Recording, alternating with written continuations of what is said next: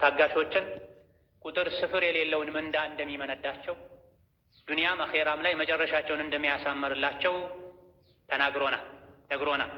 ከታጋሾች ጋር እንደሆነ አበስሯል። ወስቢሩ ኢነላሀ መዐሳቢሪን ብሏል። የሰው ልጆች ሆይ የዲንም ይሁን የዱንያ መከራ ሙሲባ የበረተባችሁ ሰዎች ሆይ ታገሱ፣ አላህ ከታጋሾች ጋር ነው ብሏል።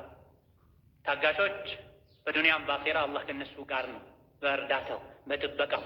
በዲንም ይሁን በዱንያ ከፍታ፣ የበላይነት፣ ስኬት፣ የመጨረሻ ማማር የሚገኘው በትዕግስትና አላህ ያለው ቃል እውነት ነው ብሎ አምኖ በመቀበል ወጀዐልና ሚንሁም አኢመተን የህዱነ ቢአምሪና ለማ ሰበሩ ወካኑ ቢአያቲና ዩቂኑን ያለው ለዚህ በፊርዓውን ዘመን የሙሳ ተከታዮች ብዙ አይነት መከራ፣ ስቃይ ደርሶባቸው ነው። እንደ ሰው ሐቃቸው ተጠብቆ መኖር አይችሉም ነበር። እንደ እንስሳት መገልገያ ብቻ ነበሩ።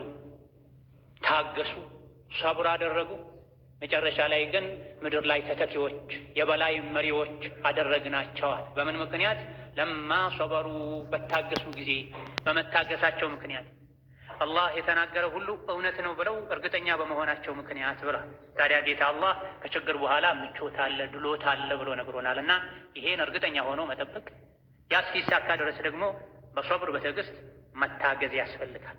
አላህ ተባረከ ወተዓላ ሰብርን አጥቶ ከመበሳጨት ከመወራጨት፣ ያልሆነ አካሄድ ከመሄድ ሰብር እንደሚሻል መታገስ እንደሚሻል አላህ ተባረከ ወተዓላ በመሐላ አጥብቆ ነግሮናል። ወለኢን ሰበርቱም ለሁወ ኸይሩን ሊሷቢሪን ብሎ የሚያዋጣችሁ መታገስ ነው። ወላሂ ብትታገሱ ይሻላችኋል።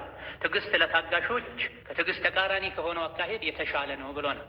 የሰው ልጅ ሰብር ትዕግስት ካለው ከትዕግስት ጋር አላህን ከፈራ ጠላቶቹ ሁሉ ሊጎዱት እንደማይችሉ፣ መከራና ሙሲባ ሁሉ ቢፈራረቀበት መጨረሻ ላይ ድል የሱ እንደሚሆን አላህ ነግሮናል። ወኢን ተስቢሩ ወተተቁ ላ የضሩኩም ከይድሁም ሸይአ ኢነላሀ ቢማ ያዕመሉነ ሙሒጥ ብሏል።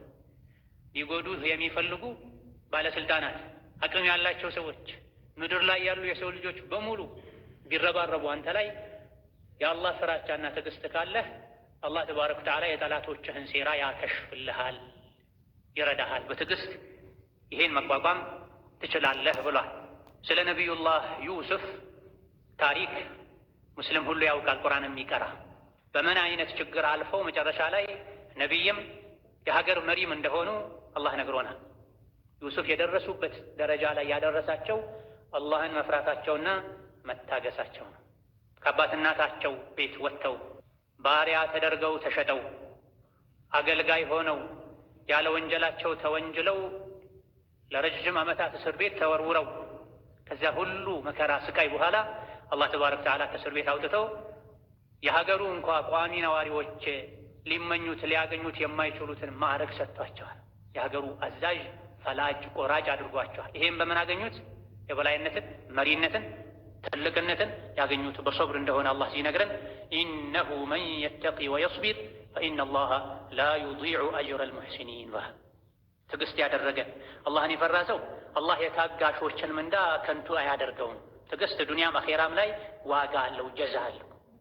የሰበረ ሰው ችግሮች ቢመሩትም ቢጎመዝዙትም ቢከብዱትም ዋጥ ያደረገ ያልፋል፣ ነገ የተሻለ ቀን ይመጣል ብሎ በሶብር ያለፈ ሰው አላህ ተባረከ ወተዓላ እዚህ ዱንያ ላይ ይሸልመዋል።